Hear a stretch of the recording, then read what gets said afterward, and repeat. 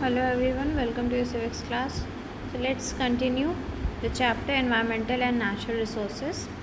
We have completed till page number 160 and today let's start page number 161, environmental movements. The forest movements of South developing countries such as Brazil, Chile, Mexico, India and African nation.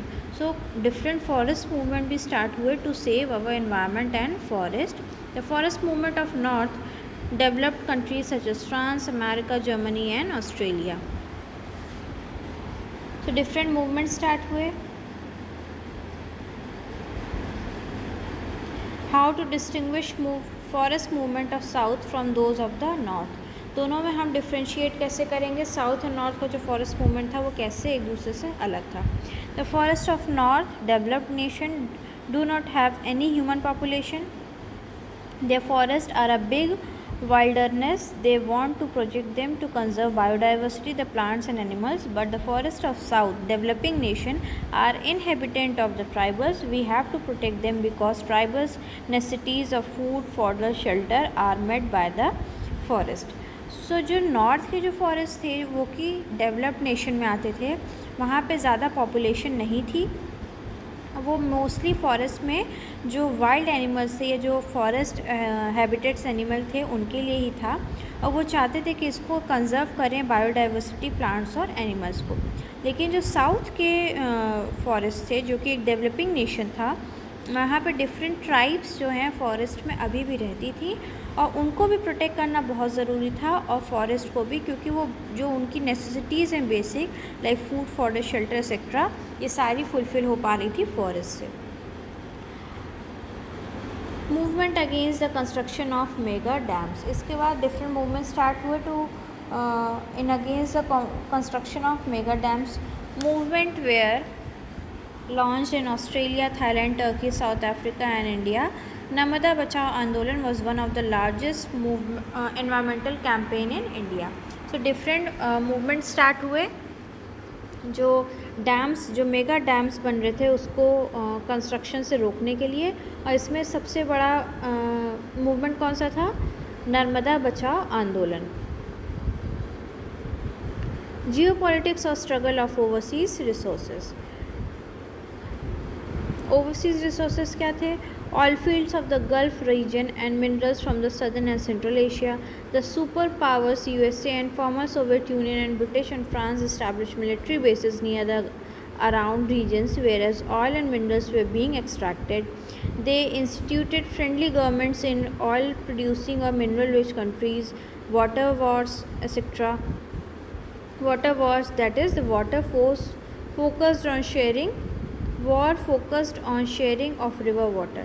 So river water के ऊपर different war हो रही थी कि war जो river water है उसको कैसे शेयर किया जाए, या फिर जो मिलिट्री बेसिस हैं उसी के अराउंड अगर वो इस्टेब्लिश हो जा रहे थे तो इन सारी चीज़ों से भी प्रॉब्लम क्रिएट हो रही थी. Right of indigenous people. Indigenous means native, जो लोकल पीपल थे, जो फॉरेस्ट रिलेटेड लोग थे, ट्राइबल लोग, उनके लिए क्या राइट्स थे?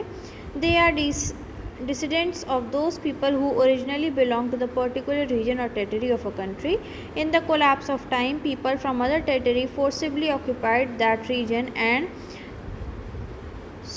subdued. Indigenous populations such as North American native are also called Red Indians and Mapuche people living in Chile. सो कुछ लोग ऐसे भी थे जो फोर्सफुली एक जगह से छोड़ करके दूसरे रीजन में आके फोर्सफुली वहाँ पे रह रहे थे, उससे पॉपुलेशन भी बहुत बढ़ रही थी और उन लोगों को रेड इंडियंस भी बोल रहे थे. Their main suffering are related to, और उसको सफ़र भी बहुत करना पड़ रहा था. Their land and forest resource, environmental pollutants, loss of cultural identity and deprivation of civil and political rights. और जब एक जगह पे अगर कोई रह रहा हो वहाँ पे दूसरे लोग भी फोर्सफुली आके रहने लगे तो कई सारी प्रॉब्लम फेस करनी पड़ी थी. रिसोर्सेज डिप्लीट हो रहे थे, पोल्यूशन और बढ़ रहा था, जो कल्चरल आइडेंटिटी थी वो धीरे धीरे ख़त्म हो रही थी, जो लैंड और फॉरेस्ट रिसोर्सेज थे वो भी डिप्लीट हो रहे थे. Scheduled tribes in India. There are many tribes in India such as Gonds, the Bhils, Sanathans and Mundans. Mundas.